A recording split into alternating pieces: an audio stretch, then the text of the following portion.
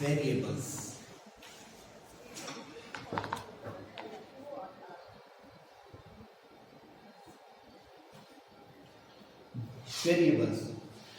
Variables क्या है? Actually variable is the name of data which is used और which may be used to store the value of data. Variables क्या है? हमारे data का नाम है जिसमें हम डाटा की वैल्यू को स्टोर करते हैं। ठीक है, सपोज करो मेरे पास कोई डाटा है 5, मेरे पास ये 5 मेरा एक डाटा है, रॉ डाटा है, मुझे इसको यूज करना है। तो सबसे पहले मैं इसको क्या करूंगा, एक वेरिएबल क्रिएट करूंगा इसके लिए, इसको एक नाम दूंगा।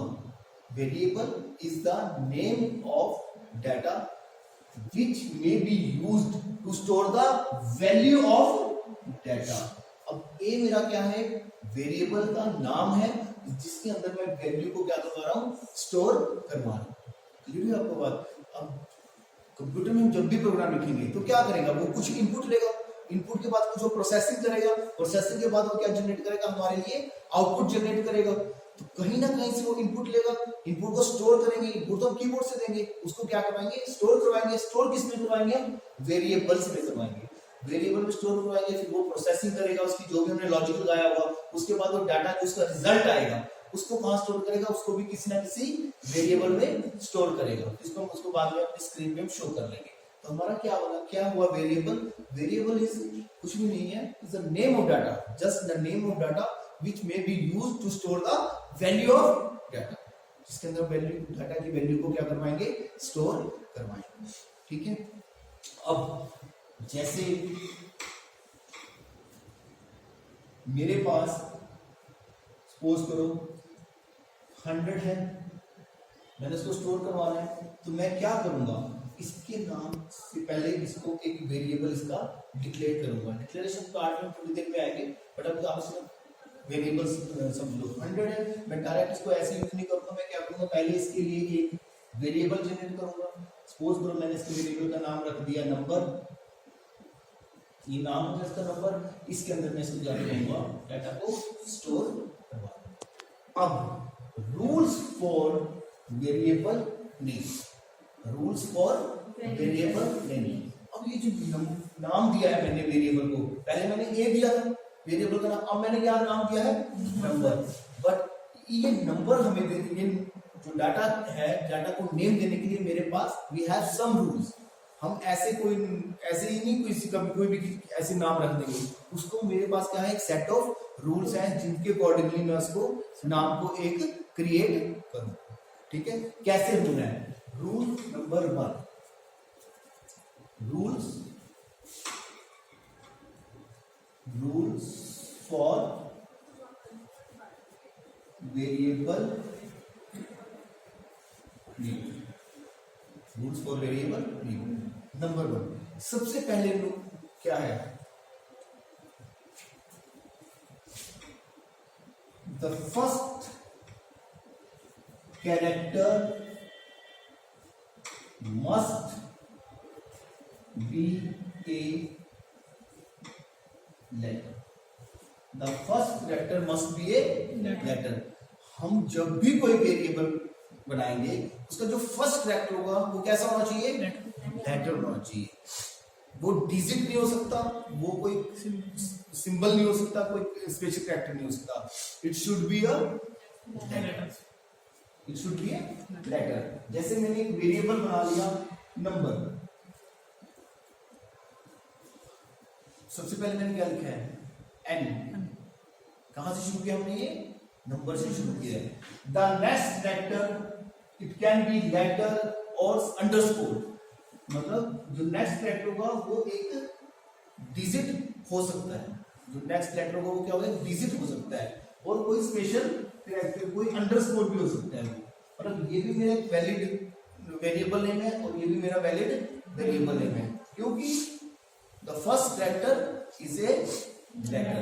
बट ये मेरा वेरिएबल नहीं है, ये मेरा वेरिएबल नहीं है। क्यों नहीं है? क्योंकि हमारा कहां से शुरू हो रहा है? ये डिजिट से शुरू हो रहा है।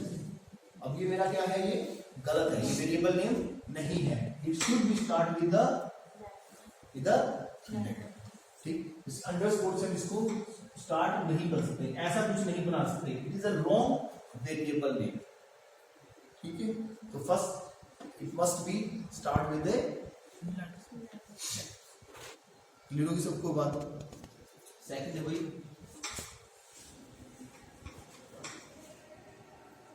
blank spaces are not allowed। जब भी आप वेरिएबल नेम डिक्लेयर करेंगे तब उसके अंदर हम कोई भी ब्लैंक स्पेस यूज नहीं कर सकते, अलाउड नहीं है। जैसे अगर हमने कोई ये बनाया था एन, ये मेरा it can be a variable, but ऐसा it is not a variable, ये मेरा कोई वेरिएबल नहीं बनेगा। क्यों? इसमें क्या आ गया, एक स्पेस आ गया। एंड हमारे जो रूल्स है वो क्या कहते हैं, blank spaces are not allowed. हमारे जो भी हमारे ये है वेरिएबल, जब भी हम क्रिएट करेंगे उसके अंदर ब्लैंक स्पेस नहीं आ सकते। ठीक है, नेक्स्ट हमारा क्या है, keywords are not used as a variable name. अब हमने लास्ट टॉपिक में पढ़ा था कीवर्ड्स, हमारे पास 32 कीवर्ड्स थे। हम कीवर्ड्स को as a variable name use नहीं करेंगे। क्यों नहीं कर सकते? क्योंकि they have predefined meaning, उनका मीनिंग क्या है, प्री डिफाइंड है, वो वेरिएबल की तरह यूज नहीं हो सकते। क्लियर सबको ये बात? हाँ जी, सबको क्लियर है। नेक्स्ट हमारा है भाई, upper case and lower case are significant. Upper case and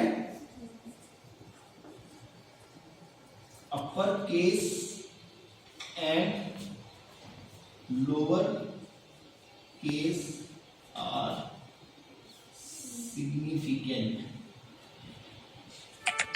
इसका मीनिंग क्या हुआ? अगर आपने कुछ दो वेरिएबल, सपोज करो आपने SUM सम, ये सब किसमें है, कैपिटल लेटर्स में है। एक आपने वेरिएबल बना लिया सम, ये क्या है, स्मॉल लेटर में। अब ये देखने में सेम है, इंग्लिश में भी सेम है, sum, but in the C language they are two variable. क्यों? क्योंकि एक अपर केस में है और एक लोअर केस में है।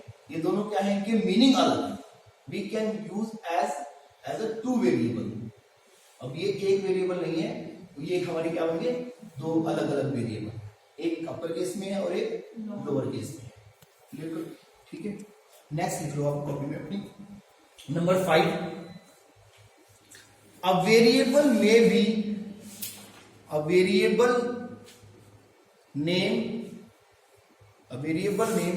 may be as long as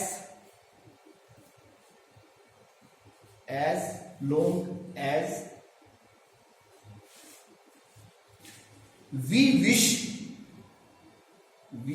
wish, but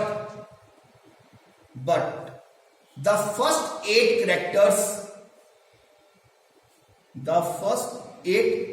characters of a variable are recognized by C compiler.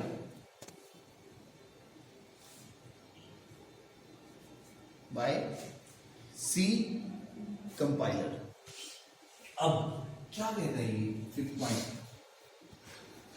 हमारा वेरिएबल नेम हम चाहे कितना बड़ा डिक्लेयर कर लें, इस रूल के हिसाब से हम जितना मर्जी बड़ा अपना एक वेरिएबल नेम बना सकते हैं। बट जो हमारा कंपाइलर है, सी का कंपाइलर है, वो जो हमारे फर्स्ट 8 कैरेक्टर है उनको ही सिर्फ वेरिएबल मानेगा। मतलब अगर हमने कोई वेरिएबल बना लिया,